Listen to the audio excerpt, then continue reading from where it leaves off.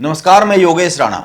पिछले दिनों दो खबरें आई, इन्हीं दो खबरों पर बात करते हैं और इन दो खबरों के साथ साथ उत्तराखंड सरकार में मंत्रियों पर बात करते हैं, क्योंकि ये दोनों खबरें बेहद चिंताजनक रही है, जिन पर बात की जानी बेहद ही जरूरी है। और फिर जैसा कि होता ही है, बात आई और गई हो जाती है। इन दोनों खबरों को लेकर भी ऐसा ही हुआ है, लेकिन बात चिंता पैदा करने वाली है, इसीलिए हम इन पर एक बार फिर चर्चा तो कर ही लेते हैं। इनमें से एक खबर रही है शिक्षा मंत्री धन सिंह रावत के महकमों को लेकर और एक खबर रही है लोक निर्माण मंत्री सतपाल महाराज के महकमे को लेकर। आइए एक एक कर बात शुरू करते हैं। पहले चर्चा लोक निर्माण विभाग के मंत्री सतपाल महाराज की करते हैं, क्योंकि उनकी नाक के नीचे से खबर आई है और सतपाल महाराज उत्तराखंड सरकार के ताकतवर मंत्री है, यह तो सभी को पता है, लेकिन उनकी नाक के नीचे इतना बड़ा कांड हो गया। और आप यह भी जान गए होंगे कि कांड हुआ क्या है, कारनामा क्या है। मैं एक बार फिर इस पर चर्चा कर लेता हूं। मैं चर्चा इसलिए कर रहा हूं ताकि इसे केवल एक घटना के तौर पर ही ना समझा जाए उत्तराखंड में, इसे उत्तराखंड के नाकाबिल नेताओं और नाकाम और भ्रष्ट राजनीति के एक ताजा उदाहरण के तौर पर भी समझना चाहिए, क्योंकि यह घटना इस बात को समझाने के लिए पर्याप्त है कि उत्तराखंड को पिछले 22 सालों में वो क्यों नहीं मिला जिसकी हकदार यहां की जनता है, यहां के लोग हैं। कैबिनेट मंत्री सतपाल महाराज के निजी सचिव आईपी सिंह और लोक निर्माण विभाग के प्रमुख अभियंता अयाज अहमद के खिलाफ एक केस दर्ज पिछले दिनों हुआ है। यह हाल ही के दिनों की बात है। यह धोखाधड़ी और जालसाजी का मुकदमा है। आरोप है कि कैबिनेट मंत्री सतपाल महाराज के निजी सचिव आईपी सिंह ने मंत्री साहब के फर्जी हस्ताक्षर कर अयाज अहमद को पीडब्ल्यूडी चीफ के पद पर नियुक्त करने के लिए अनुमोदन कर दिया। इसके बाद अयाज पीडब्ल्यूडी चीफ बना दिए गए। सतपाल महाराज के जनसंपर्क अधिकारी कृष्ण मोहन ने पुलिस से इसको लेकर एक शिकायत की, जिसके बाद यह मुकदमा दर्ज किया गया है। कहा गया है कि मंत्री जी के निजी सचिव ने बिना मंत्री जी से मंत्रणा किए अयाज अहमद के ऑनलाइन प्रस्ताव पर मंत्री जी के फर्जी हस्ताक्षर कर दिए। उन्होंने इस पर अनुमोदित भी लिख दिया। इसके बाद फाइल पीडब्ल्यूडी के प्रमुख सचिव के पास भेज दी गई और अयाज अहमद को पीडब्ल्यूडी का चीफ बना दिया गया। यह कमाल का मामला है। उत्तराखंड में शायद ही पहले ऐसी घटना कोई घटित हुई हो, इसीलिए जिस तरह से यह घटना उत्तराखंड में साधारण नहीं है, असाधारण है, इसीलिए इसको लेकर भी जो सवाल पैदा हो रहे हैं वो भी साधारण नहीं है, वो असाधारण सवाल है। आप गौर कीजिए, आखिर मंत्री जी के निजी सचिव के पास इतना साहस कहां से आ गया कि वो बगैर मंत्री जी से पूछे इतना बड़ा कांड रच दे। क्योंकि यह कोई लुकी छिपी बात नहीं रहने वाली थी। यह कोई ऐसी घटना नहीं थी कि सालों बाद पता चलती, छिपकर रह जाती। यह अंडर टेबल किया गया ऐसा काम नहीं था जो सामने ही ना आता। यह तो तुरंत ही सामने आने वाली घटना रही है। वैसे इस मामले में उत्तराखंड भाजपा के प्रदेश अध्यक्ष, उनका भी बयान आया है। उन्होंने कहा है कि महाराज से इस पर बात की जाएगी और इस पर रिपोर्ट भी तलब की जाएगी, मांगी जाएगी कि आखिर यह कारनामा, यह काम हो कैसे गया। अब पता नहीं भाजपा के प्रदेश अध्यक्ष सतपाल महाराज से कोई जवाब तलब करेंगे भी या नहीं करेंगे, या कर पाएंगे भी कि नहीं कर पाएंगे, और अगर वो करेंगे भी तो क्या सतपाल महाराज इसका जवाब देंगे भी या नहीं देंगे। यह तो एक समझने वाली बात है उत्तराखंड की भाजपा की राजनीति को लेकर। इसीलिए जांच होगी, जांच में क्या आएगा और उत्तराखंड भाजपा के प्रदेश अध्यक्ष क्या सवाल करेंगे और उसका उत्तर सतपाल महाराज क्या देंगे, इस पर तो आने वाले समय में ही पता चलेगा। लेकिन मौजूदा ये जो घटनाक्रम हुआ है, इसको लेकर कुछ गंभीर सवाल है, और उनमें से एक सवाल यह है कि क्या कैबिनेट मंत्री, भाजपा के बेहद सीनियर नेता, बेहद सीनियर मंत्री सतपाल महाराज के निजी सचिव पीडब्ल्यूडी जैसे विभाग के चीफ की नियुक्ति का अनुमोदन सतपाल महाराज के बगैर पूछे कैसे कर सकते हैं, और अगर कर भी सकते हैं तो फिर उनके पास इतना बड़ा कारनामा करने का साहस, हिम्मत कहां से आ गई। यह एक सवाल है। लेकिन इन सवालों से भी बड़ा एक सवाल है, आप इन सवालों को भी छोड़ दीजिए, क्योंकि इनसे भी बहुत बड़ा एक सवाल है, और वो सवाल यह है कि यह मामला मई 2022 का है और मुकदमा दर्ज अब कराया गया है। आप गौर कीजिए, लोक निर्माण विभाग के मंत्री सतपाल महाराज कैबिनेट में सबसे सीनियर मंत्री है, बहुत ही ताकतवर समझे जाते हैं। कहा जाता है कि वो कई सारे मसलों में तो मुख्यमंत्री से भी राय मशवरा नहीं करते हैं, और इस मामले में भी कुछ इस तरह की चीजें सामने आ रही है। और उत्तराखंड में ऐसा पहली बार हुआ है जब किसी मंत्री ने अपने ही विभाग के एचओडी के खिलाफ रिपोर्ट दर्ज कराई हो। जैसा कि मैंने कहा, यह मामला मई माह का है। मंत्री ने 6 महीने बाद यह रिपोर्ट दर्ज कराई है। मामले में पहले भी एक बार अपर सचिव सचिवालय प्रशासन जांच कर चुके हैं, जिसमें धोखाधड़ी का कोई ठोस सबूत नहीं मिला है। पहले भी जांच हुई है। अब रिपोर्ट दर्ज कराने के बाद सतपाल महाराज ने भी पूरे प्रकरण पर चुप्पी साधी हुई है। कोई उनका बयान इसको लेकर आया नहीं है।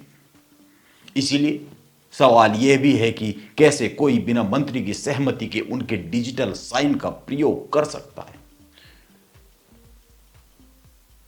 इतनी छूट क्या किसी को दी जा सकती है, मिल सकती है? वो फर्जीवाड़ा कैसे कर सकता है इतना करीबी आदमी? और सवाल यह भी है कि रिपोर्ट दर्ज कराने के लिए सतपाल महाराज ने आखिर 6 महीने तक इंतजार क्यों किया? 6 माह बाद ऐसा क्या हो गया कि केस दर्ज कराना मुनासिब समझा गया? वैसे कांग्रेस के बड़े नेता हरीश रावत इस पूरे मामले को लेकर कई गंभीर बातें कह रही है।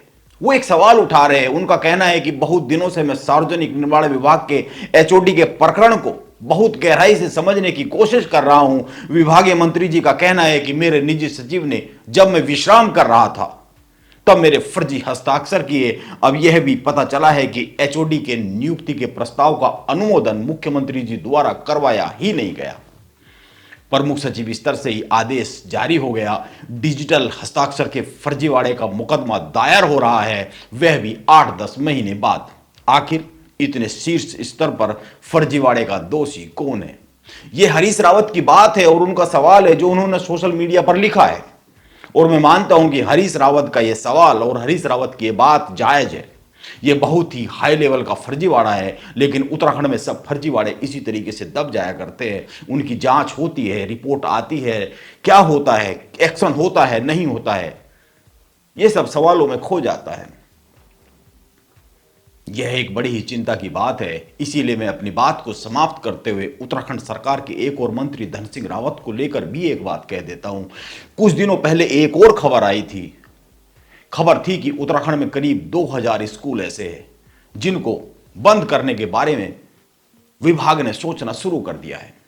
पर्वतीय क्षेत्रों में 5 और मैदानी क्षेत्रों में 10 से कम बच्चे जिन स्कूलों में हैं, उन बच्चों को पास के किसी अन्य स्कूल में शिफ्ट किया जाएगा और इन स्कूलों को बंद कर दिया जाएगा।